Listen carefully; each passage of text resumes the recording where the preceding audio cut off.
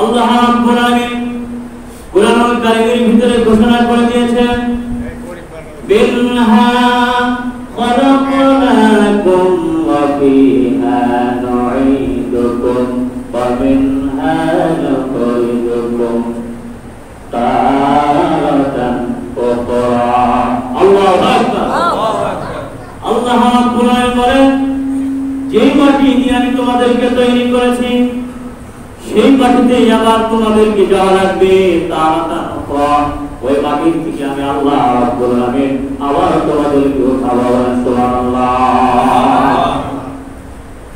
ওই মাটিতে তোমাদেরকে যেতে হবে, ওই মাটির থেকে আবার আমি তোমাদেরকে উঠাবো। উঠানোর পরে আল্লাহ পাক বলেন সুম্মা ইলাইনা তুরজাউন, আমি আল্লাহর কাছে তোমাদেরকে আসতে হবে। ঠিক কি না? এই জন্য বলি ক্ষমতা দেখানোর কোনো অবকাশ নাই। ক্ষমতা দেখিয়ে দুনিয়াতে কোনো লাভ হবে না, অহংকার করে কোনো লাভ হবে না, ইসলামের বিরোধিতা করে কোনো লাভ হবে না, ইসলামের বিপক্ষে কথা বলে কোনো লাভ হবে না। এই পৃথিবীর থেকে যখন যাওয়া লাগবে নিশ্চয় আল্লাহ রাব্বুল আলামিনের কাছে জবাবদিহিতা করতে হবে। ঠিক না? জবাবদিহিতা করতে হবে। শেষ মুহূর্তে রাসূলের সুন্নতটুকু তার মুখে ছিল না, আমি তাকে অবমাননা করতেছি, তাকে নিয়ে উদাহরণ দিচ্ছি আর কি। শেষ মুহূর্তে রাসূলের সুন্নত যে একটা দাড়ি রাখা, এই সুন্নতটুকু তার মুখে ছিল না। ঠিক না? ঠিক ভাইরা, কত অহংকার, কত ক্ষমতা দেখানো হয়েছে। এখন এক পা কবরে এক পা মাটিতে বৃদ্ধ হয়ে গেছে, ৮০-৯০ বছর বয়স, তারপর দেখেন দাড়িটা রাখতেছে না, একেবারে ক্লিন শেভ করে চলে আসে। এরকম পোড়া পাবলিক আছে না? নাই। নাতি নাত করে বিয়ে হয়ে গেছে, ৩ পুরুষ ৪ পুরুষ হয়ে গেছে, তারপরেও কিন্তু দাড়িটা রাখতে চায় না। এমন ভাবে শেভ করে চামড়া শুদ্ধ মনে হয় যে একবার পরিষ্কার যুবক সাজতে চায় আবার। ঠিক কিনা? যুবক সাজতে চায়। দাড়ি রাখা ইসলামে ওয়াজিব করেছে, সুন্নাত না। দাড়ি রাখা কি করেছে? ওয়াজিব। এক মুষ্টি পরিমাণ অবশ্যই দাড়ি রাখা ওয়াজিব, কিন্তু দাড়ির আমলটা করা হলো সুন্নাত। আমি দাড়ি রেখেছি, আমল করতেছি, এটা সুন্নাত, কিন্তু দাড়ি রাখতে হবে, এই হুকুমটা হলো ওয়াজিবের হুকুম। সুবহানাল্লাহ। আমাদের নবী শুধু দাড়ি ছিল এরকম না, অন্যান্য নবী রাসূলদেরও দাড়ি ছিল। ছিল কি ছিল না? আল্লাহ রাব্বুল আলামিন সূরা তাহা ৯৪ নম্বর আয়াতের ভিতরে এর প্রমাণ কুরআনুল কারীম দ্বারা আল্লাহ রাব্বুল আলামিন দিয়েছেন। ক্বালা ইয়া বুনাকুম মালা তাকুল উম্মালা তাকুল বিলিহিয়াতি ওয়ালা বিরাসি। আল্লাহু আকবার। আল্লাহ রাব্বুল আলামিন বলেন, এই আয়াতটা কখন নাযিল করেছিলেন? আমার নবীকে জানাই দিলেন, হে নবী, অতীতে দুইজন ভাই ছিল নবী। এক ভাইয়ের নাম হলো হারুন আলাইহিস সালাম, আর এক ভাইয়ের নাম হলো মুসা আলাইহিস সালাম। দুই ভাই নবী ছিল। ঠিক না? দুই ভাই নবী ছিল। নবী থাকা অবস্থায় মুসা আলাইহিস সালাম কিছুদিনের জন্য ভাই হারুন আলাইহিস সালামকে দায়িত্ব দিয়ে একটু বাইরে গিয়েছিলেন। কিছুদিন পর আঘাত করে দেখে ওই সময় শিরক এবং বিদআতে ভরে গেছে। হারুন আলাইহিস সালাম নিষেধ করায় প্রতিবাদ করে নাই। মুসা আলাইহিস সালাম রাগান্বিত হয়ে গেল। রাগান্বিত হওয়ার পরে তার ভাই হারুন আলাইহিস সালামের এক হাত দিয়ে মাথা এবং এক হাত দিয়ে দাড়ি ধরেছিলেন। এই সময় আল্লাহ রাব্বুল আলামিন নবীকে জানাই দিলেন, হে নবী, ওই সময় তার ভাই হারুন আলাইহিস সালাম কি কথা বলেছিল? হারুন আলাইহিস সালাম বলেছিল, হে আমার মায়ের পুত্র, ক্বালা ইয়া আবনা, হে আমার মায়ের পুত্র, আমার দাড়ি এবং মাথা তুমি ছেড়ে দাও। সুবহানাল্লাহ। আমার দাড়ি এবং মাথা ছেড়ে দাও, আমার দাড়ি এবং মাথা ছেড়ে দাও। মুসা আলাইহিস সালাম রাগে গুসায় ফেটে পড়েছিলেন যে আমি ছুঁয়ে গেলাম ভালো একটা সমাজ রেখে গেলাম তোমার কাছে, আর আমি এসে দেখি শিরক এবং বিদআত, অর্থাৎ এই বাছুর পূজায় লিপ্ত হয়ে গিয়েছিল। এসে দেখে সবাই বাছুর পূজা করতেছে। মুসা আলাইহিস সালাম রাগে তার ভাইয়ের এক হাত দিয়ে দাড়ি ধরলেন, আর এক হাত দিয়ে মাথা ধরলেন। দাড়ি ধরে টানতেছে, মাথায় হাত দিয়ে। তখন হারুন আলাইহিস সালাম বলেছিলেন, ওয়ালা ইয়াবনা উম্মালা, হে আমার মায়ের পুত্র, অর্থাৎ আমার মায়ের সন্তান, আমার ভাই, আমার দাড়ি এবং আমার মাথা ছেড়ে দাও। সুবহানাল্লাহ। দাড়ি অতীতে নবী রাসূলদের দাড়ি ছিল কিনা? ছিল কিনা? কোরআন দিয়ে প্রমাণ দিয়ে দিলাম, কোরআন দিয়ে, হাদিসটা কোরআন দিয়ে, হাদিসেও আসতেছে। আল্লাহ রাসূল হাদিসে কি বলছেন দাড়ির ব্যাপারে। আর এখন দাড়ি রাখলে মানুষের মনে করে মনে হয় জঙ্গি হয়ে গেছে, নামাজ পড়লে মনে করো একটা তালিবান হয়ে গেছে। ঠিক না ঠিক ভাই? নামাজ পড়লে যদি তালিবান হয়, দাড়ি রাখলে যদি জঙ্গি হয়, তাহলে আমরা সকলে তালিবান এবং জঙ্গি হওয়ার প্রস্তুতি আছে। ঠিক না ঠিক ভাই? প্রস্তুতি আছে কিনা? আছে। নামাজ পড়লে যদি জঙ্গি হয়, তালিবান হয়, দাড়ি রাখলে যদি সন্ত্রাস হয়, তাহলে আমরা সেই সন্ত্রাসের আগে আছি না নাই? আমরা সন্ত্রাস না, আমরা হচ্ছে আল্লাহ রাসূলের আদর্শ মানার কারণে আমাদেরকে জঙ্গি বলা হয়। ঠিক না ঠিক? আমরা দালালি করি একমাত্র আল্লাহ এবং আল্লাহ রাসূলের। ঠিক না ঠিক? আল্লাহ এবং আল্লাহ রাসূলের আমরা তাবেদারি করি, আল্লাহর গোলামি করি, রাসূলের উম্মত হিসাবে রাসূলের গোলামি করি। ঠিক না ঠিক? আমরা দুনিয়ার কোনো মানুষের, দুনিয়ার কোনো বদমাইশের গোলামি করতে রাজি না। ঠিক না? গায়রুল্লাহর ইবাদত করতে আমরা রাজি না। আমাদের কপাল লব, আমরা সিজদা করব একমাত্র আমাদের রব্বে কারীমের দরবারে। ঠিক না ঠিক ভাই? দুনিয়ার কোনো মানুষের কাছে আমরা মাথা নত করতে চাই না। হকের পথে থাকতে হবে। হক যেখানে আছে সেখানে আমরা আছি, হক যেখানে না বাতিলের কাছে আমরা নাই। ঠিক না ঠিক ভাই? আমরা মানুষকে ভালোবাসবো আল্লাহর জন্য। কার জন্য? আল্লাহর জন্য। আল্লাহ রাব্বুল আলামিন বলেন, ইউহিব্বুনাহুম কাহুব্বিল্লাহ ওয়াল্লাযীনা আমানু আশাদ্দু হুব্বান লিল্লাহ।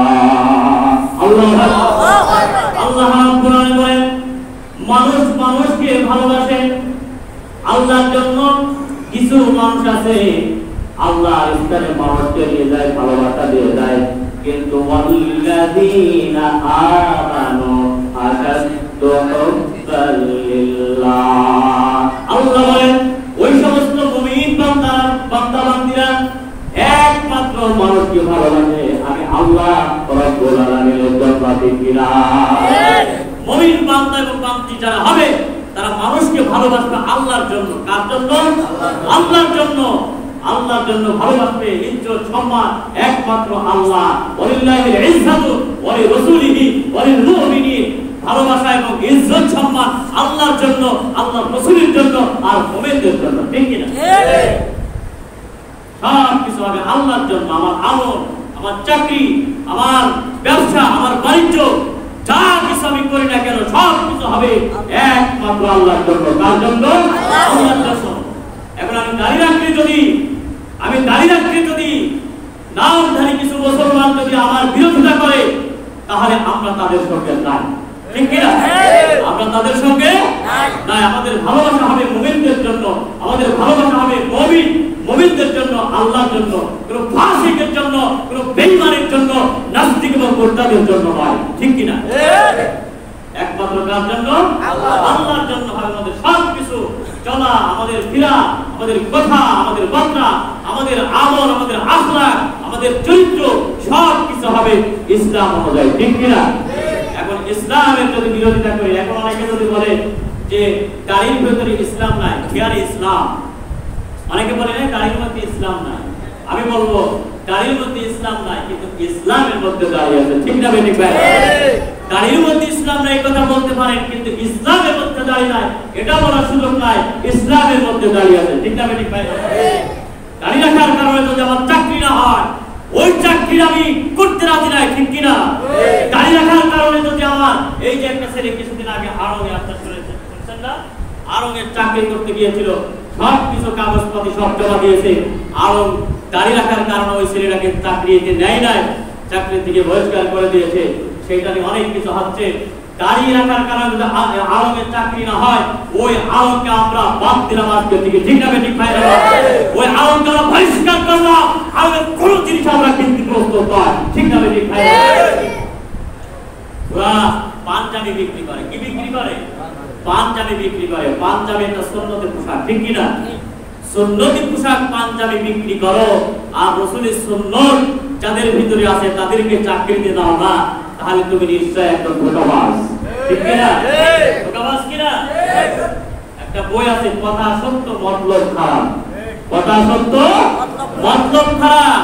পাঞ্জাবি বিক্রি করে, সুন্নত, হ্যাঁ, মানুষের পাঞ্জাবি কিনবে, সুন্নত অনুযায়ী চলবে, আর রাসূলের সুন্নাত যেটাকে ওয়াজিব বলা হয়েছে, এই সুন্নাতটাকে অবমাননা করার কারণে সারা বাংলার মুসলমান আজকে তাদের বিরুদ্ধে আন্দোলন শুরু করে দিয়েছে।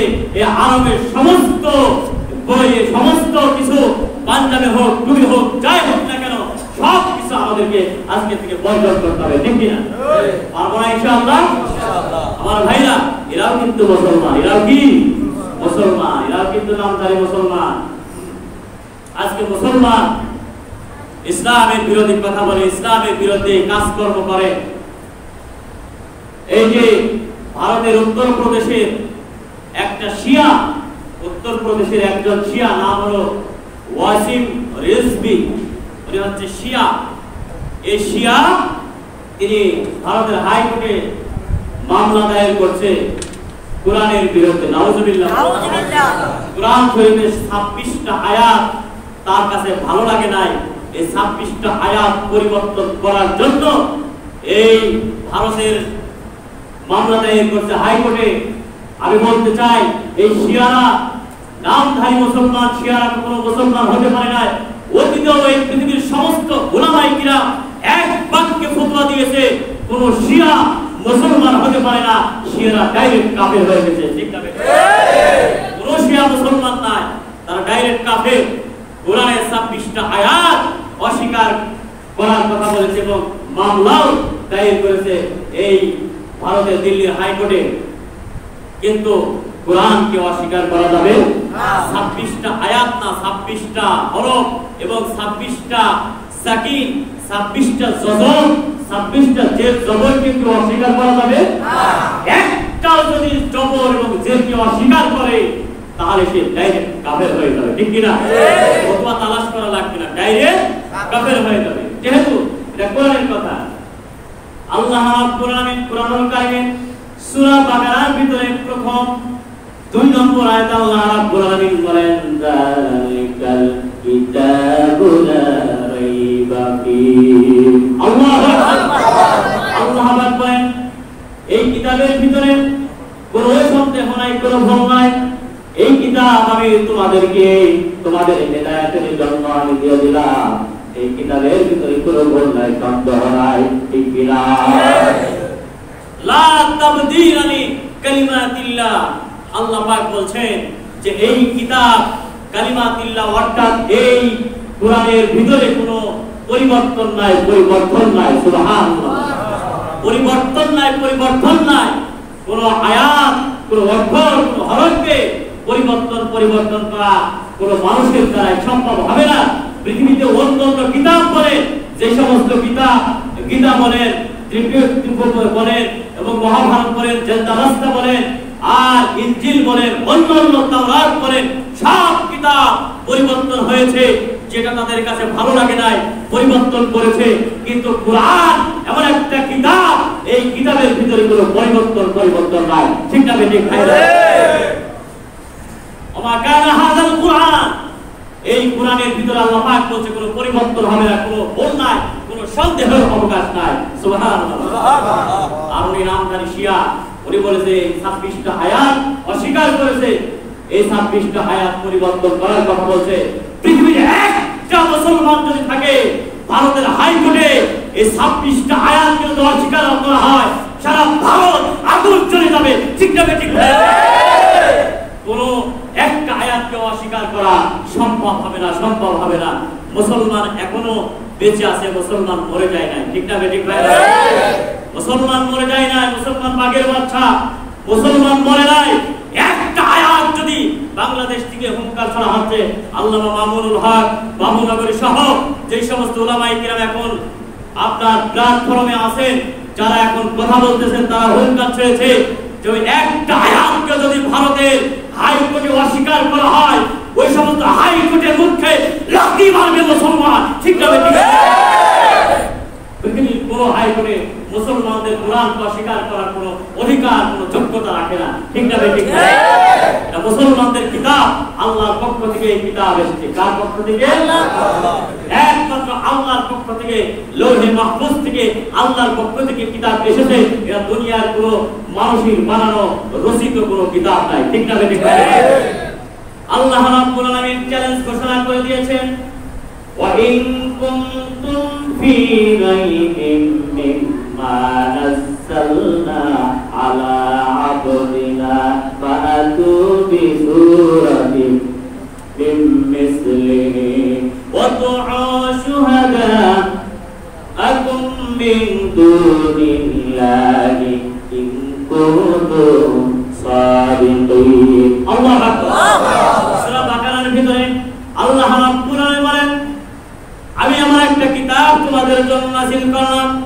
আল্লাহ রাসূলকে বলে, হে রাসূল, আপনি ওই সমস্ত কাফেরদেরকে বলে দেন তারা যেন এই কিতাবের মধ্যে সূরার মতো একটা সূরা নাযিল করে দেখান। একটা সূরা নাযিল করে দেখা, বিসূরাতিন মিন মিসলিহি, এরকম একটা সূরা, এরকম একটা কিতাব নাযিল করে দেখা। ওই সমস্ত কাফেরদেরকে হবে আপনি বলুন, তারা কি পেরেছে?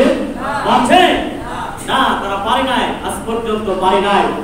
একটা সূরা তারা মিলাইতে গিয়েছিল, ইন্না আতাইনা কাল কাউসার, মিলাইতে যায় তারা একেবারে ডাল খিচুড়ি, জগা খিচুড়ি বানাই ফেলাইছে। ঠিক না? ঠিক না? তারা বানাইতে পারে নাই, যেহেতু এটা কোনো মানুষের বানানো কোনো কিতাব নয়।